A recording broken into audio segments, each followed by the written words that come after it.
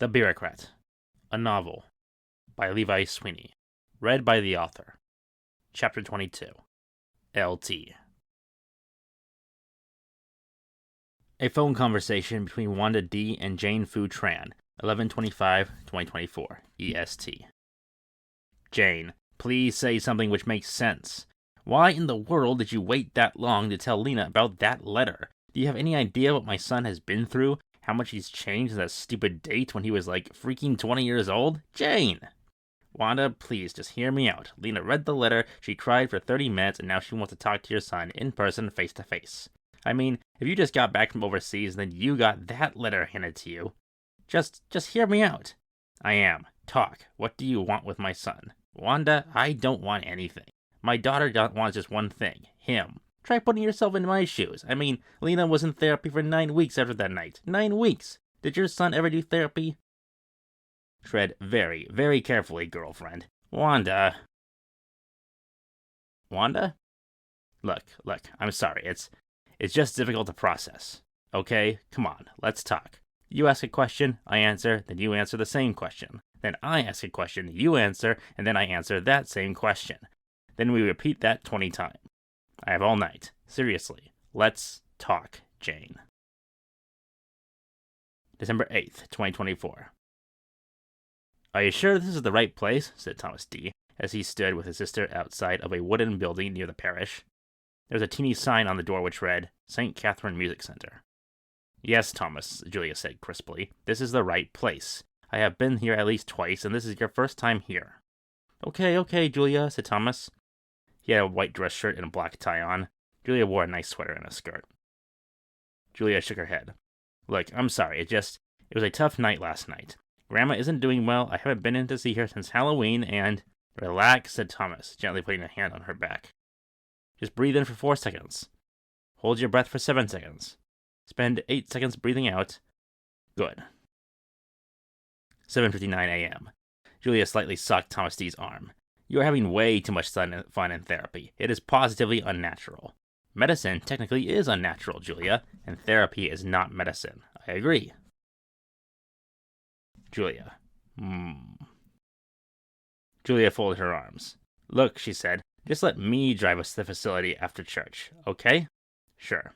Yeah, Julia shook her head. Should I do therapy? No. Well, why? Thomas felt sad. Because there's nothing wrong with you, Julia, he said. His voice sounded strange when he said that. Julia turned to look at Thomas D. I love you, buddy, she said quietly. She gave Thomas a side hug. 8:01 a.m. The door suddenly opened. It was Cheryl, the choir director.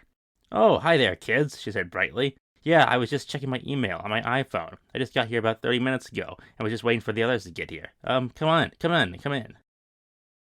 Thomas D. rolled his eyes, smiled, and he and Julia walked into the music center. Time for practice. Early that afternoon, after church. Yes, her room is right here, said the nurse, as Thomas and Julia followed the woman through the assisted living facility. Is she lucid right now, said Thomas D. Will we be able to speak to her? She's doing great this week, so most likely yes, said the nurse, a healthy Somali woman in her 30s. She's doing a lot better compared to how she was when she came in. Said Thomas. Julia had her poker face on. And her physical health? Stable, said the nurse, but not excellent, which is not unusual. She just turned 96 after all, and she's diabetic.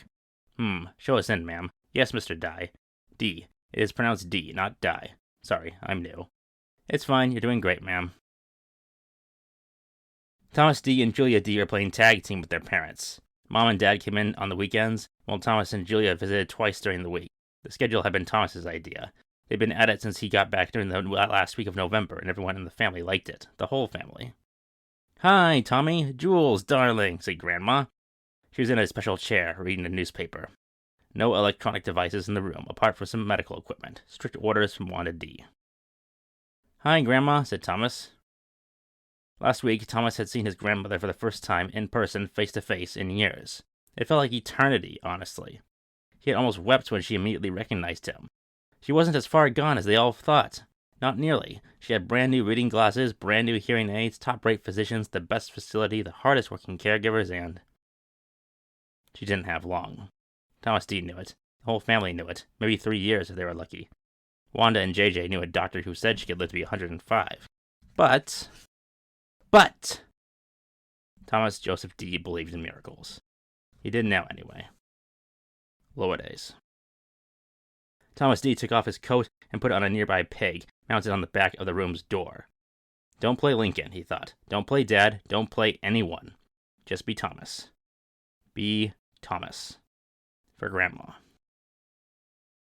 Thomas and Julia sat in courtesy chairs across from Grandma. They talked. Well, I don't know about you, said Grandma earnestly, but I just read something amazing in today's edition of, yes, the Main Street Times. It's, what would the kids say? Mind-boggling. Well, what's in the news today which is concerning you, Grandma? Said Julia sweetly. She loved being a granddaughter and not a professional caretaker. She loved it. Grandma indignantly showed Thomas and Julia the front page of her edition of the Main Street Times. I just can't believe it, you two, she said gravely. I am very worried for the future of my grandchildren, and the nieces, the nephews, and all your young cousins too. Wait until you hear this shocking, just shocking headline. I've read the whole article twice. It's unbelievable. Well, what's going on, Grandma? Said Thomas innocently. Grandma studied the front page of the Main Street Times. Thanks to her new top-grade hearing aids, she could hear herself speaking perfectly. Facebook and Instagram flooded with criminal scams, she intoned in a falsetto voice. Tommy, Jules, how long has this been happening? The Somali nurse came by again after she heard uncontrollable laughter coming from room 204 for 3 straight minutes. The D family was having dinner together. It was 6:21 p.m., Sunday night, December 8th, 2024. JJD was at the head of the small, stylishly designed, hand-carved wooden table. They were in the spacious feng shui kitchen. Wanda sat opposite JJ, and Thomas sat opposite Julia, to the right of his father. JJD finished his hot, milky soup, wiped his mouth with a paper napkin, and then spoke to Thomas. Thomas, he said gravely. Thomas, who had been swallowing a spoonful of the delicious soup, looked up. Thomas. Uh-oh. He needn't have worried. You have made great strides recently, but I want you to begin taking care of your physical health again, said JJ, not smiling. I want you to start playing tennis again, on a local rec league if possible. Thomas said nothing at first. He then replied, Well, of course, Father. I understand perfectly. I agree with you. That sounds like an excellent idea. Said JJD. Julia, my daughter, I'd be extremely gratified if you could help Thomas by driving him to a local sporting goods store I'm aware of, and help him find some high-quality tennis equipment. Please make sure your older brother stays on the straight and narrow, as he certainly does for you. Of course, Father, said Julia placidly. Said Dad. Thomas kept eating. Does Dad have indigestion or something? He cold? He nearly spluttered his soup when he saw Wanda D. wink at Julia, and she winked back. Jesus of Nazareth, thought Thomas D., as he cleaned up the kitchen by himself. Can you please tell me what those 3 relatives of mine are planning to do to me? A local sporting goods store. December 9th, 2024, 8:37 a.m. LT? Said Thomas when Lena Tran came into the lobby. It was a very nice, modern, up-to-date news store. Julia stood about 8 feet away, slightly behind Thomas, smiling impishly. So, surprise, said Lena, only a little hesitant to say much else. She worked there, part-time. Thomas was wearing a Baltimore Ravens hoodie, plus some new blue jeans. The hoodie was brand new. He had his glasses on, and was wearing some nice designer sneakers. A welcome home present from Julia. Lena, LT, had a nice tan parka on over her staff uniform. She had steel-toe boots on, very stylish. She had her shoulder-length, jet black hair bound up in a tight, low bun. She had some big glasses on right now. Lena continued standing about 15 feet away from Thomas. It was a very spacious lobby. Lena folded her arms and awkwardly made eye contact with Thomas. We do have plenty of great tennis equipment, and we do have plenty of very high-quality sportswear, and... Lena stopped talking and shook her head before saying, Julia, dear, I love you, but I think your mother wants to take you out to breakfast or something. Thomas was spluttering. He could not believe. Julia giggled and then ran out of the store, skipping and hopping straight through the automatic sliding doors as they opened, and which were then shut again when she had left. Thomas and Lena were now alone. The store was deserted. Weird. Thomas D. still couldn't speak. He mentally inspected himself. How do you look right now? He had his street clothes on, no suit or tie, just regular clothes, like when he'd gone bowling. With Travis. Travis was in Reno, Nevada, right now. With Anastasia. Anastasia Wood. Early retirement. Travis wanted to name the kid he and Anna were having James. Or Wanda, maybe. Thomas thought he was going to faint, but Lena Tran finally said something. Lena. Look, Thomas, I don't know about you, but I have a day off. 2 days off. She shrugged. I got your letter. Half a year behind schedule, dear God, but I got your letter. Her lower lip quivered. Thomas D. understood. He remembered that letter. He remembered every word. He broke into a run, ran up to LT, hugged her tightly, a bear hug really. She hugged back even tighter probably, and in that brightly lit, empty sporting goods store lobby, they both said many, many things to each other. The only witness to the encounter was a young Mormon gentleman in a tie who arrived just then to man a Salvation Army red kettle out on the sidewalk, but who quietly excused himself after he heard something from those other two young people, which he knew was none of his business.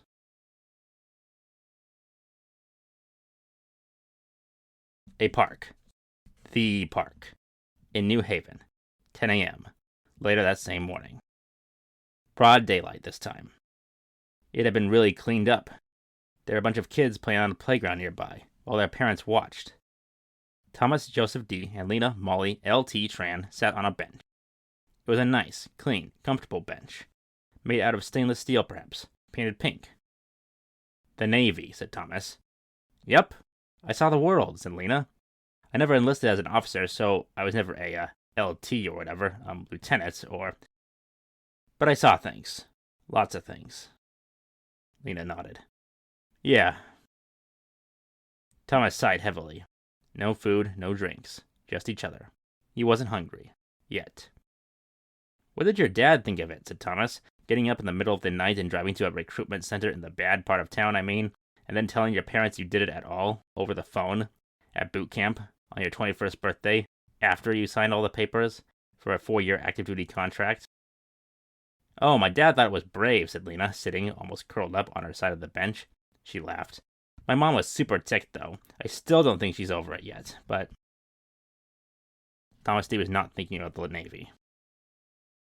I still can't believe I even mailed that letter, said Thomas. I just decided life was too short not to write it. Jack was gone. I just embarrassed myself for no reason in front of my friends or colleagues or whatever the YRs were to me, and I just said, I thought to myself, to heck with it, supplied Lena, grinning. Her smile hadn't changed. Thomas loved the smile, even when he had first met her when he was 15. Summer camp, upstate Vermont.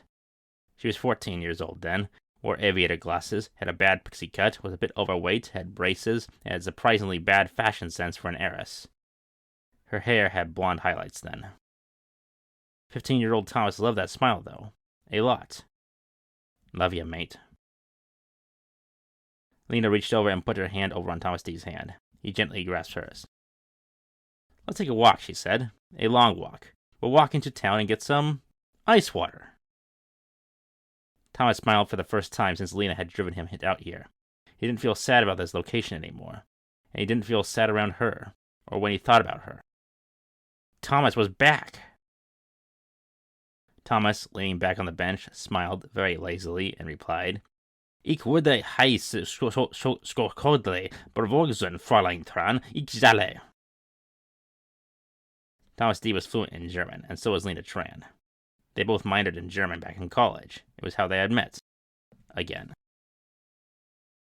For the 1000th time, Dr. Gay, no, no, no, no, no. I am not doing pre-law, and I am not minoring in political science.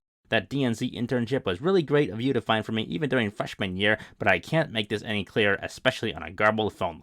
I am now doing nursing and minoring in German. I nearly went insane at that internship. I am so done with politics. So please get that through your head, speak plain English for once, and honestly get a life, you oof! Oh my gosh, I am so sorry. I just ran into you while talking on the phone, and you just spilled black coffee all over yourself, and... Thomas? JJD and Michael Tran weren't 100% on the match back then, either of them. Now, though, the kids were all grown up. Thomas D's thoughts. Third time's a charm, Miss Tran. She just sat there for 3 seconds. And then, "Halty clap," blurted out Lena before doubling over in laughter and pulling a now very, very happy Thomas up and after her by the hand and pulling him along as they both ran away together out of the park. This is The Bureaucrat, a novel by Levi Sweeney, read by the author. You have been listening to Chapter 22. Thank you.